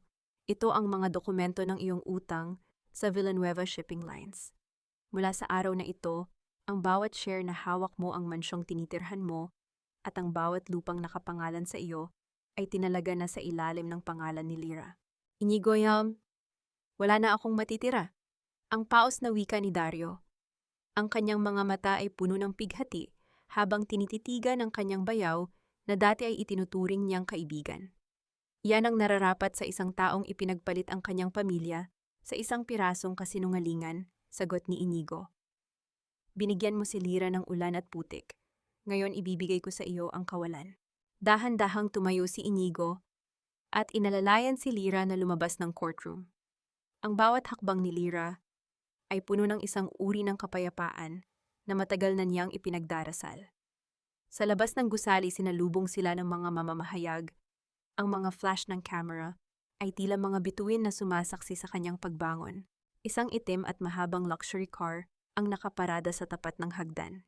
Binuksan ng driver ang pinto para kay Lyra. Bago siya pumasok, lumingon siya sa huling pagkakataon. Nakita niya si Dario sa tuktok ng hagdan, mag-isa basag at tila isang anino na lamang ng lalaking minahal niya noon. Paalam, Dario. Salamat sa sakit dahil doon ko nahanap ang tunay kong lakas, bulong ni Lyra sa hangin. Pumasok siya sa loob ng sasakyan at ang pinto ay marahang nagsara, nilulunod ang lahat ng ingay ng nakaraan. Habang ang sasakyan ay dahan-dahang umaalis, hinaplos ni Lyra ang kanyang tiyan. Ang bawat sipa ng kanyang anak ay tila isang awit ng tagumpay. Ngunit habang papunta sila sa kanilang bagong tahanan, napansin ni Lyra na ang sasakyan ay hindi patungo sa direksyon ng lungsod. Sila ay paakyat sa isang bundok kung saan tanaw ang buong karagatan. Kuya, saan tayo pupunta? Tanong ni Lyra. May isa pa akong sorpresa sa iyo, Lyra. Ang hustisya ay hindi lamang tungkol sa pagpapakulong sa masama. Tungkol din ito sa pagbabalik sa kung ano ang tunay na sa iyo, sagot ni Inigo nang may misteryosong ngiti. Anong sorpresa ang naghihintay kay Lyra sa itaas ng bundok na yon? At sapat na ba ang yaman at kapangyarihan para tuluyang maging buo ang kanyang puso? Pagkatapos ng lahat ng dinanas niyang hirap, ang amoy ng antiseptic at mga sariwang bulaklak ay naghahalo sa loob ng pribadong silid ng ospital, lumilikha ng isang atmosfera na puno ng kapayapaan at bagong buhay. Pagkatapos ng mahabang oras ng paghihirap sa wakas, ay naririnig na ang mahina at malambing na pag-uha ng isang sanggol, isang tunog na tila isang anghel na bumaba sa lupa para punasan ang lahat ng luha ni Lyra. Nakasandal si Lyra sa malalambot na unan ang kanyang mukha, ay maputla ngunit may isang uri ng liwanag na tanging isang ina lamang ang nagtataglay. Sa kanyang mga bisig yakap-yakap niya ang isang munting himala na nakabalot sa malinis na puting tela. Ang bawat maliit na daliri ng sanggol na tila mga talulot ng rosas ay humahawak sa kanyang kamay, isang pangako na hinding-hindi na siya muling mag-iisa. Esperanza, ang aking pag-asa, bulong ni Lyra, habang dahan-dahang hinahalikan ang noo ng kanyang anak. Ngunit ang katahimikan ng silid ay nag-ambala nang marinig ang mahinang paglangit-ngit ng pinto. Isang anino ang lumitaw mula sa siwang, at doon ay tumayo ang isang lalaking halos hindi na makilala ni Lyra. Si Dario. Wala na ang mamahaling tuxedo, at ang kumpiyansang dati ay bumabalot sa kanya. Ang kanyang barong ay gusot at kupas, na ang kanyang mga mata ay malalim ang itim sa ilalim dahil sa puyat at bighati, at ang kanyang mga balikat ay nakalaylay na tila bapasan niya ang buong mundo. Hawak niya ang isang maliit na kahon na nakabalot sa lumang asul na papel, isang pares ng sapatos para sa sanggol. Lyra, please. Kahit sandali lang, hayaan mo akong makita ang anak ko. Ang boses ni Dario ay halos isang pagsamo na lamang puno ng panginginig at desperasyon. Bago pa man makahakbang papasok si Dario, isang matatag at malawak na balikat ang humarang sa kanya. Si Inigo. Ang kanyang presensya ay tila isang pader na bakal na hindi kayang tibuagin ng kahit anong uri ng pagsisisi. I don't think you heard me the first time, Dario. Sabi ko, huwag kang magkakamaling lumapit sa kanila. Ang boses ni Inigo ay mababa ngunit puno ng babala. Ang kanyang mga mata ay tila nagbabaga sa bawat sulyap niya sa lalaking sumira sa kanyang kapatid. Inigo, please, I'm his father. May karapatan ako. Pagmamakaawa ni Dario ang kanyang mga mata, ay nagsimula ng mangilid ang luha. Karapatan na wala ang karapatan mo noong gabing itinapon mo ang mag-ina mo sa gitna ng bagyo, matalim na sagot ni Inigo. Ang batang iyan ay hindi mo anak. Siya ay isang Villanueva, at hinding-hindi ko hahayaang madungisan ng pangalan mo ang kanyang kinabukasan. Mula sa kanyang higaan, nakatingin lamang si Lyra sa pintuan. Wala siyang nararamdamang galit, wala ring puot. Ang nararamdaman niya para sa lalaking nasa harap niya ay isang malalim at nakatutulig na kawalan ng pakiramdam. Ang bawat salita ni Dario ay tila mga tunog na lamang sa malayo, hindi na nito kayang abutin ang kanyang puso. Lyra, sabihin mo sa kanya, let me just hold him once. Just once. Sigaw ni Dario habang ang mga luha niya ay dahan-dahan ng gumugulong sa kanyang maruming pisngi. Isinandal niya ang kanyang noo sa hamba ng pinto, ang kanyang buong katawan ay nayayanig sa bawat hikbi. Huminga ng malalim si Lyra at dahan-dahang tumingin kay Dario. Ang sapatos na dala mo, Dario, iwan mo na lang dyan sa labas. Pero ang pagpasok sa buhay namin tapos na yon. Ang pinto na isinara mo sa akin noon ay mananatiling sarado para sa iyo habang buhay. Dahan-dahang isinara ni Inigo ang pinto, ang tunog ng paglapat ng kahoy ay tila huling hatol na naghiwalay sa dalawang mundo. Sa labas na iwan si Dario na nakaluhod yakap-yakap ang maliit na kahon ng sapatos na kailanman ay hindi masusuot ng kanyang anak. Sa loob ng silid, tinitigan ni Lyra si Esperanza. Ang bawat munting hininga ng sanggol ay tila isang bagong pahina na isinusulat.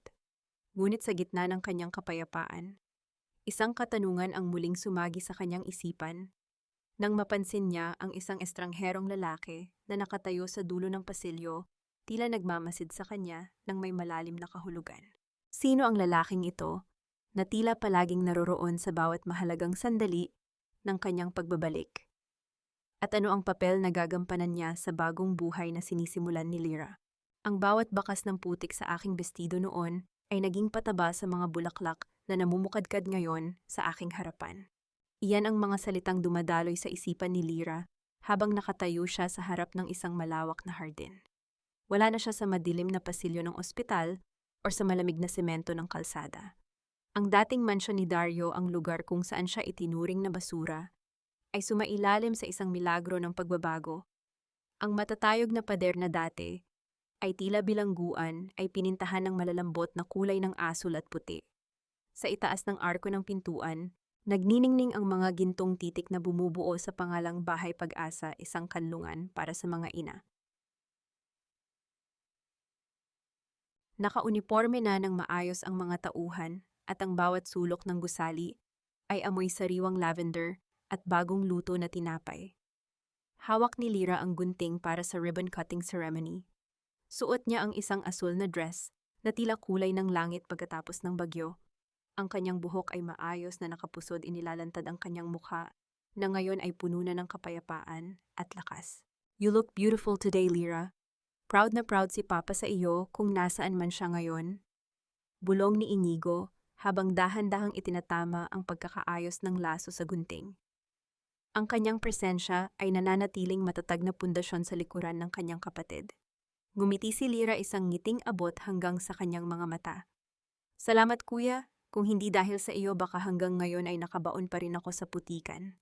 Habang nagaganap ang seremonya, isang lalaki ang lumapit mula sa hanay ng mga panauhin.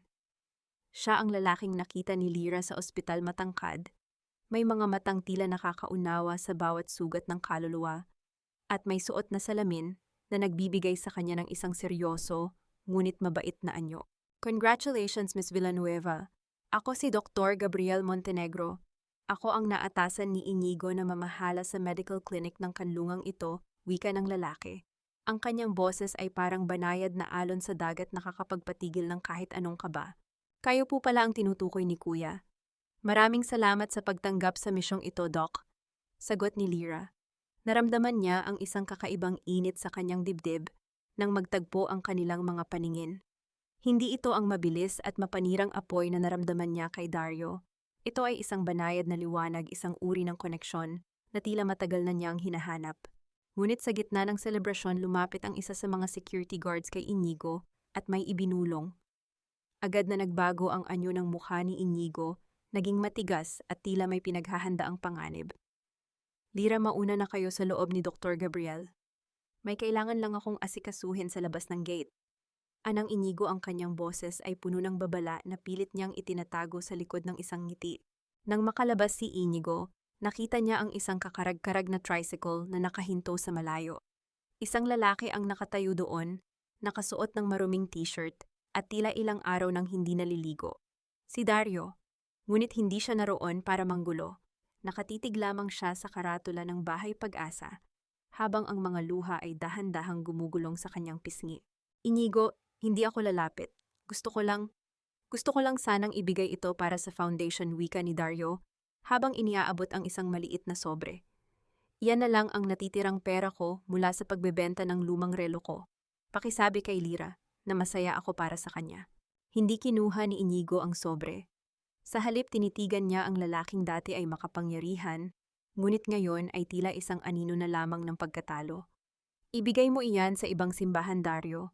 Hindi kailangan ng kapatid ko ang pera mula sa mga kamay na sumira sa kanya. Tinalikuran ni Inigo si Dario, ngunit bago siya makapasok, isang itim na kotse ang mabilis na huminto sa tapat nila. Isang bintana ang bumaba, at doon ay nakita ang mukha ng isang babaeng hindi nila inaasahan, ang ina ni Vina, na may dalang balitang magpapayanig muli sa kanilang mundo. Inigo Villanueva, huwag kayong magpakasaya. Akala niyo ba ay tapos na ang lahat dahil nakakulong si Vina? May nakalimutan kayong pirma sa huling testamento ng tatay niyo. Isang pirma na magpapatunay na ang lupang kinatatayuan niyo ngayon ay hindi sa inyo. Tila tumigil ang pag-ikot ng mundo ni Inigo. Ang katarungang inakala niyang buo na ay biglang nagkaroon ng isang malaking bitak. Kung totoo ang sinasabi ng matanda, nanganganib na bawiin ang Bahay Pag-asa at muling mawala ng tahanan ng mga inang umaasa kay Lyra. Paano ipagtatanggol ni Lyra ang kanyang kanlungan laban sa isang huling pasabog ng pamilya Salcedo? At ano ang tunay na pakay ni Dr. Gabriel Montenegro sa buhay ni Lyra ngayong unti-unti nang bumabalik ang mga anino ng nakaraan? Ang lupaing ito ay sumpa sa inyong mga Villanueva at sisiguraduhin kong kukunin ko ito hanggang sa huling sentimo. Ang boses ni Doña Saling ang ina ni Vina ay tila isang matalim na kuko na kumakalmot sa katahimikan ng hapon. Hawak niya ang isang madilaw na papel, ang kanyang mga kamay ay nanginginig hindi dahil sa takot, kundi dahil sa matinding kasakiman na namana ng kanyang anak. Sa labas ng gate ng Bahay Pag-asa, ang tensyon ay tila isang kable ng kuryente na anumang sandali ay puputok. Lumalabas si Lyra mula sa loob ng kanlungan karga, ang mahimbing na natutulog na si Esperanza. Ang bawat hakbang niya sa damuhan ay puno ng biyaya. Hindi siya natakot, hindi siya nanghina. Ang babaeng dati ay madaling itulak sa putikan ay wala na. Ang nakatayo ngayon sa harap ng mga Salcedo ay isang reyna na nagpoprotekta sa kanyang kaharian. Ang papel na hawak niyo, Doña Saling, ay kasing walang halaga ng mga kasinungalingan ng inyong anak, mahinahong wika ni Lyra. Ang kanyang boses ay hindi malakas, ngunit ito ay umalingaw-ngaw ng may awtoridad na nagpatahimik sa paligid. Anong walang halaga? Ito ang orihinal na testamento. Walang pirma ang tatay mo sa deed of donation ng lupang ito.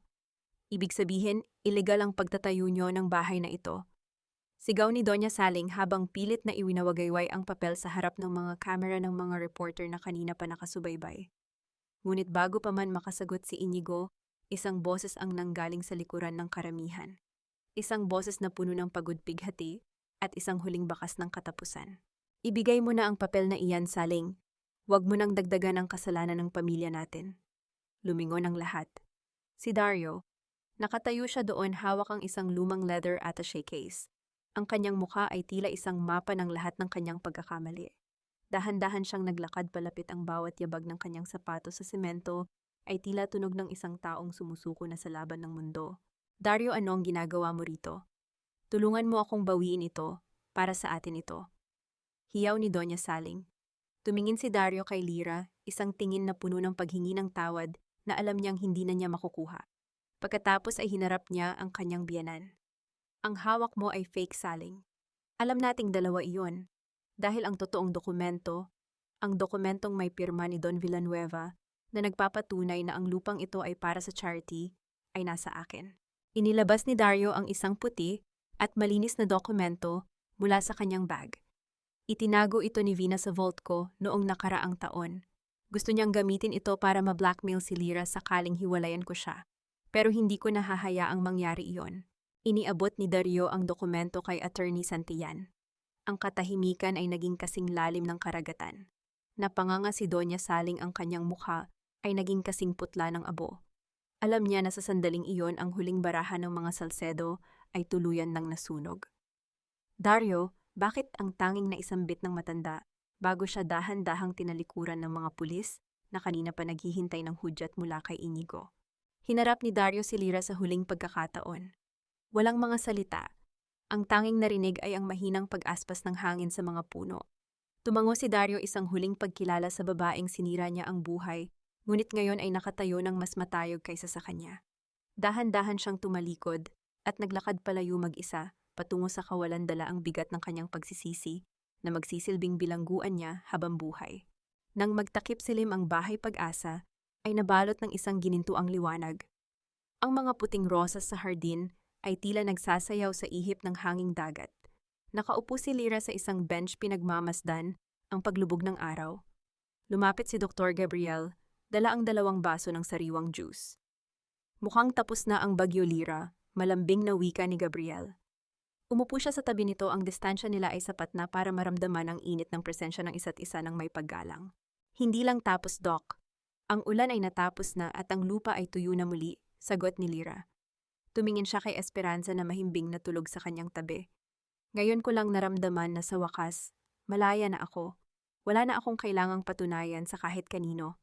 Hinawakan ni Gabriel ang kamay ni Lyra, isang banayad na haplos. Isang tahimik na pangako ng pagkakaibigan at marahil sa tamang panahon ng isang bagong pag-ibig na hindi nakabatay sa interes, kundi sa tunay na pagkakakilala sa kaluluwa. Nararapat ka sa kapayapaang ito, Lyra, bulong ni Gabriel. Tumingala si Lyra sa langit kung saan ang mga unang bituin ay nagsisimula ng magpakita. Ang bawat sugat sa kanyang puso ay naroon pa rin ngunit hindi na ito masakit. Ang mga ito ay naging mga pilat na nagsisilbing medalya ng kanyang pakikipaglaban. Ang munting paraiso na ito ay hindi lamang isang gusali, ito ang kanyang kaluluwa na muling nabuo. Hindi na ako ang babaeng iniwan mo sa ulandaryo. Ang huling bulong ni Lyra sa hangin ng kanyang boses ay puno ng kagalakan. Dahil ako na ang araw na sumisikat pagkatapos ng unos. At sa gitna ng katahimikan ng gabi ang tanging maririnig ay ang masayang awit ng mga kuliglig at ang mahinang paghinga ng isang sanggol na lalaking may dangal malayo sa mga anino ng nakaraan. 5 taon ang mabilis na lumipas tila mga dahon na dinala ng hanging amihan patungo sa isang bagong dalampasigan. Ang hapon sa bahay Pag-asa ay laging puno ng ingay ng mga bata at ang halimuyak ng mga namumukadkad na sampagita. Ang dating mansyon na naging saksi sa pait ng kahapon ay isa na ngayong templo ng pangalawang pagkakataon. Nakatayo si Lyra sa veranda pinagmamasdan ang kanyang anak na si Esperanza na masayang nakikipaglaro sa iba pang mga bata sa malawak na damuhan. Ang bawat takbo at tawa ng bata ay tila mga nota ng isang awit na bumubura sa bawat alaala ng ulan at putik. Hindi na suot ni Lyra ang puting bestido ng kanyang pagdurusa. Suot niya ngayon ang isang simpleng floral dress na sumasabay sa ihip ng hangin. Ang kanyang mukha ay wala na ang mga linya ng takot. Napalitan na ito ng lalim ng karunungan at ningning ng pag-asa. Ang lalim na naman ng iniisip mo, Lyra. Baka malunod ka na sa sarili mong gunita. Isang malambing na boses ang bumasag sa kanyang pagmumuni-muni. Lumapit si Dr. Gabriel dala ang 2 tasa ng mainit na tsaa. Ang bawat hakbang niya sa sahig na kahoy ay may kasamang katiyakan at respeto. Sa loob ng 5 taon, nanatili siya sa tabi ni Lyra, hindi bilang isang bayaning nagligtas sa kanya, kundi bilang isang kaibigang naging katuwang sa pagbuo muli ng kanyang mundo.